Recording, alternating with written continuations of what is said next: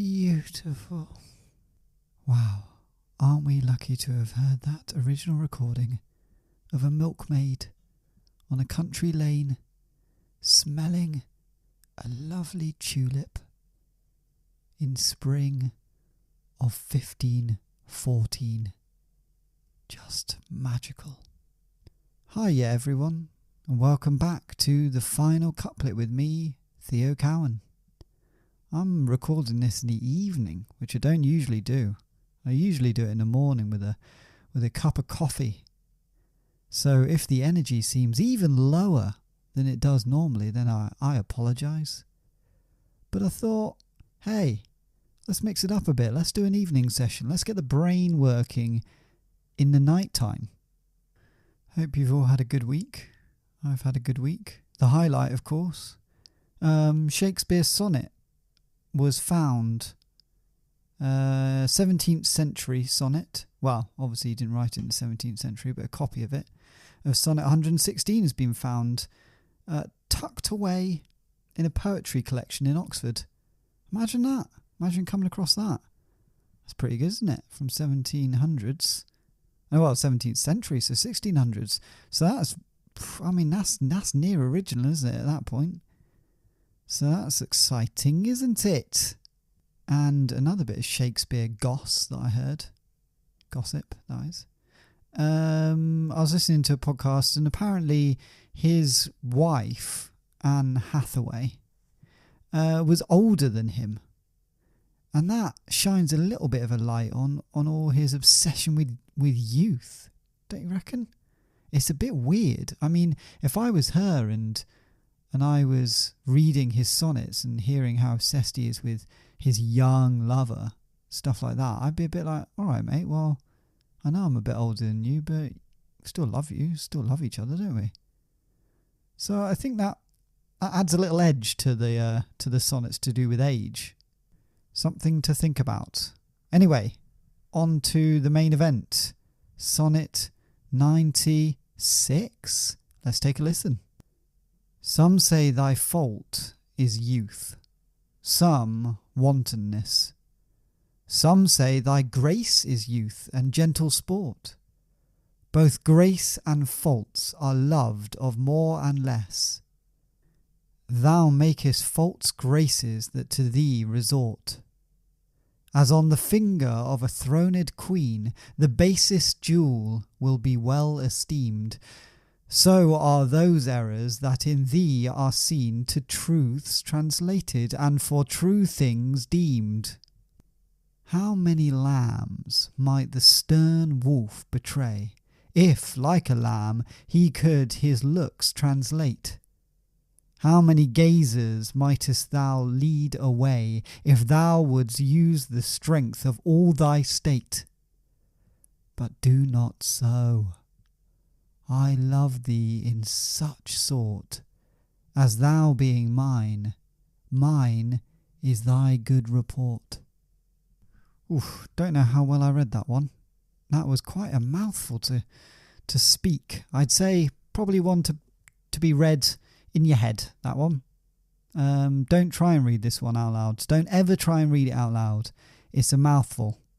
You're going to struggle. But it's an interesting one, isn't it? I mean, he's got a few metaphors in there, which he is wont to do. He's got one about a wolf dressing up in sheep's clothing. That's still something that we talk about today, isn't it? A wolf in sheep's clothing, that's a phrase, isn't it? That's a thing that we talk about now. Maybe this is the origins of that. The origin story of a wolf in sheep's clothing. That's alright, isn't it? And then we've got the queen with a horrible, ugly jewel on her hand, but because it's on her hand, it's amazing. Something to think about.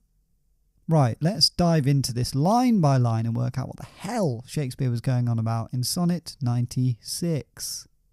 So we start with, some say thy fault is youth, some wantonness. So that's pretty straightforward.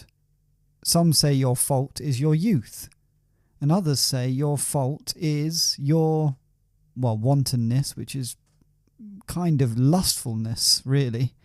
So Some say your problem is you're young and you're too horny. Classic.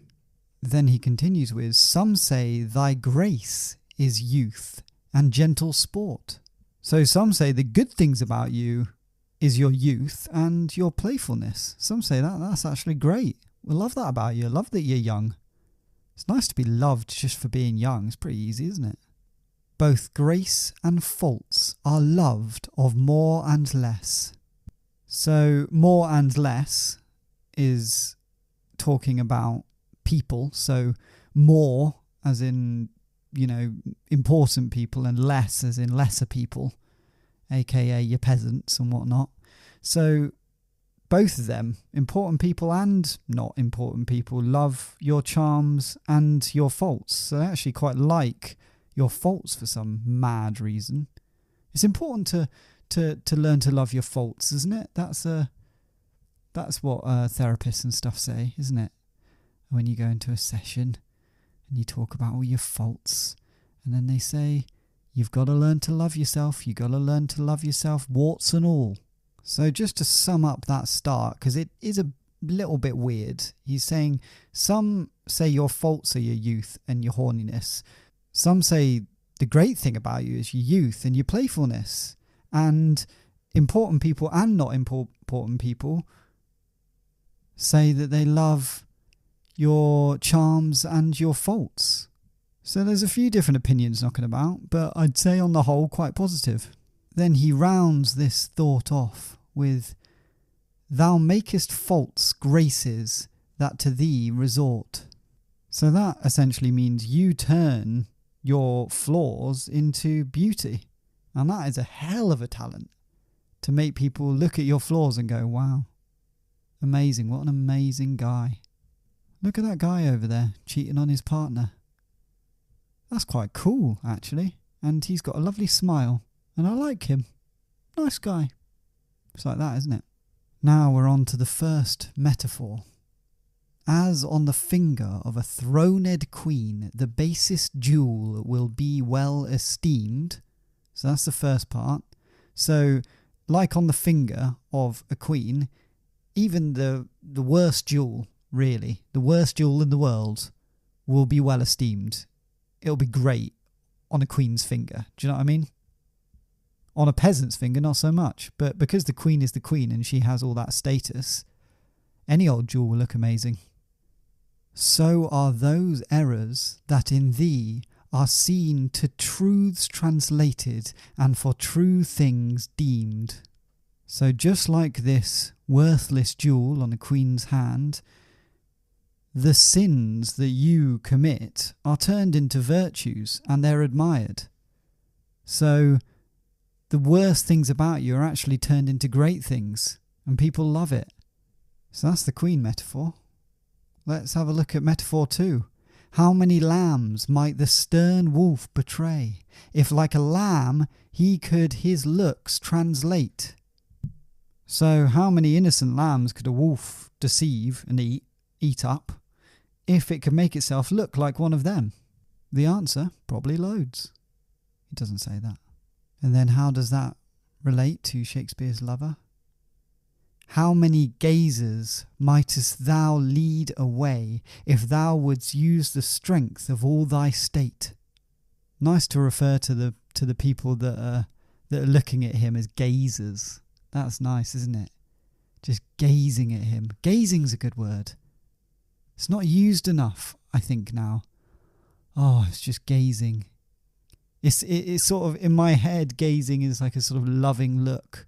That might not be the definition in the dictionary. Hey, let's look at our Onions book and find out what gazing meant then.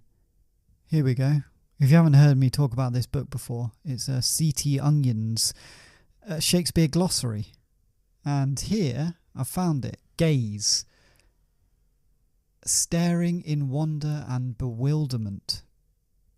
And then there's an example, as the poor frighted deer that stands at gaze.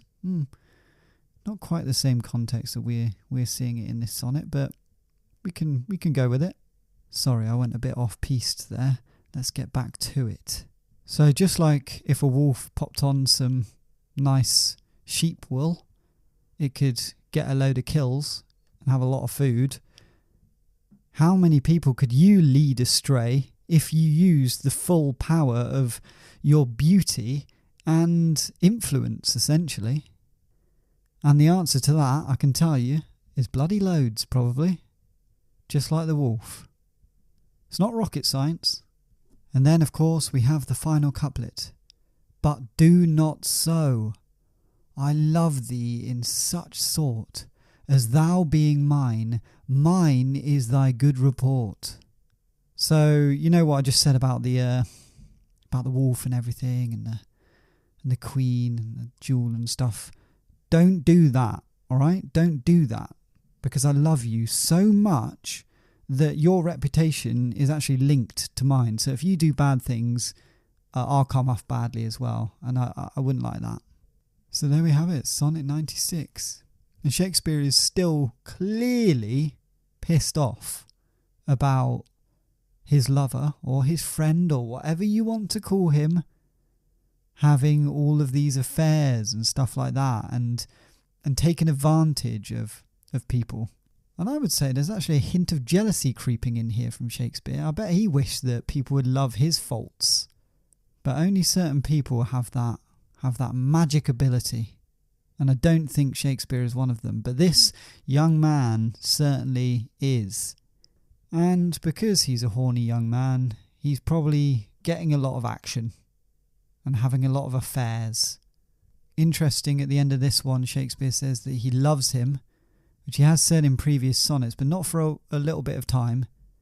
So it's good to hear that again. Well, is it good? I'm sort of confused why the hell Shakespeare is still pursuing this man. He seems like an absolute nightmare. Why would you want to be with him?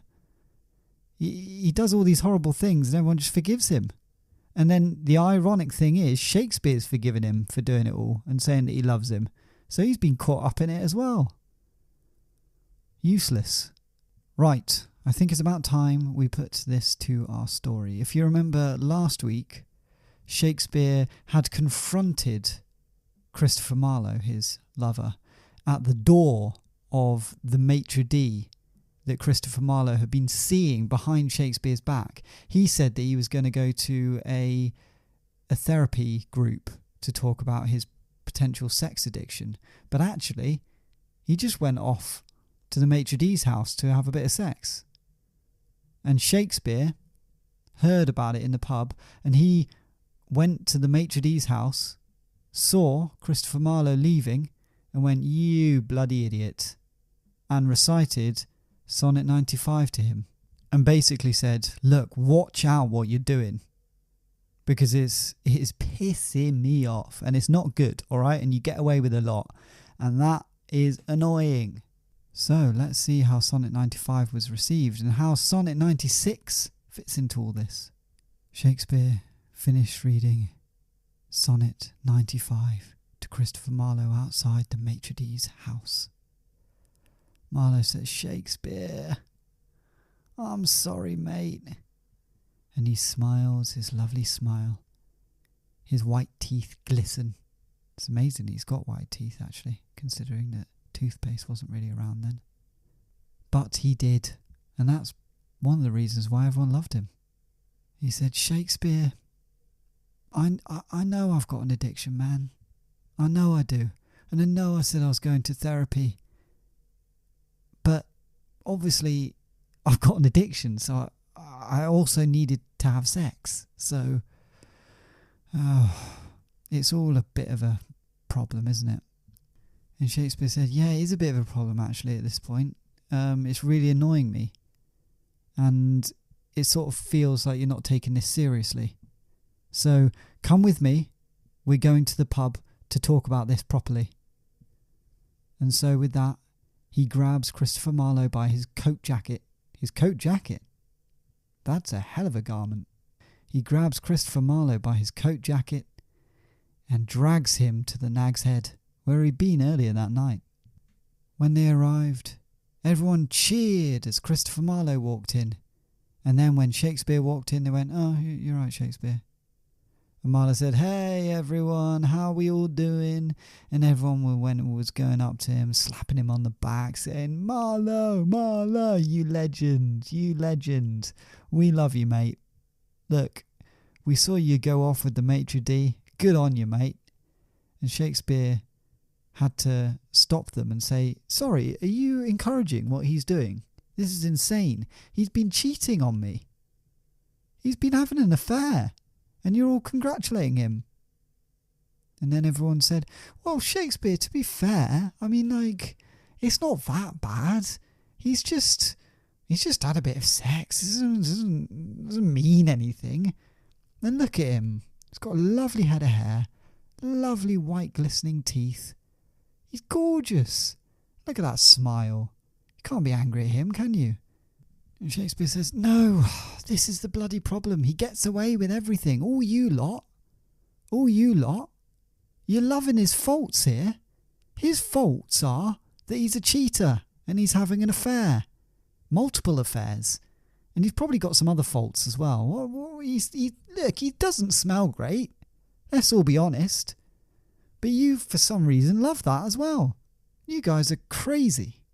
If I went off tomorrow and I cheated on him, and I came back into this pub, you would all be having a go at me. You'd be giving me evil stares. And none of you would buy me a drink. I guarantee it." And the men and women in the pub looked away sheepishly. They realised that that might be true. "Look, I love this man, Christopher Marlowe. I love him. But this has to stop, and we have to stop encouraging him." And slowly his eyes glisten, and he says, "Oh, I feel a sonnet coming on." Everyone in the pub groans.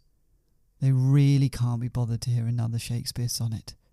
And Shakespeare says, "And I want all of you to listen to this one. Obviously, it's for you, Christopher Marlowe, but everyone needs to listen because we're all in on this. You're all encouraging him." And with that, he goes to the toilet to write Sonnet 96. I don't know why he goes to the toilet, but he does. He likes to write there sometimes. Eventually he comes back. Christopher Marlowe is singing a little ditty around the piano. Everyone is cheering him on. He's had a few pints at this point. He says, "Shakespeare, you've written your sonnet, have you? Come on, everyone, let's listen to Shakespeare's sonnet." And everyone laughs uproariously and go, "Okay, come on, Shakespeare, read it to us." And with that, Shakespeare angrily retrieves Sonnet 96 from his back pocket and reads, Sonnet 96. Some say your fault is your youth. Others say it's your lustfulness. Some say the good thing about you is your youth and your playfulness. Important people, and not such important people, love your charms and also your faults. You turn your flaws into beauty. Like a worthless jewel can seem valuable when the queen is wearing it. Your sins that you commit are turned into virtues and admired. How many innocent lambs could a wolf deceive if it could make itself look like one of them? How many people could you lead astray if you use the full power of your beauty and influence? But don't do that, mate, because I love you so much that your reputation is linked to mine. So there we have it, Sonnet 96. Shakespeare has really taken matters into his own hands. I wish that he didn't have to recite a sonnet every time, but it seems like it's the way that he expresses himself, and you've got to hand it to him. They're all right. Come back next week to find out how Sonnet 96 goes down, and what the hell goes on in Sonnet 97. Until then.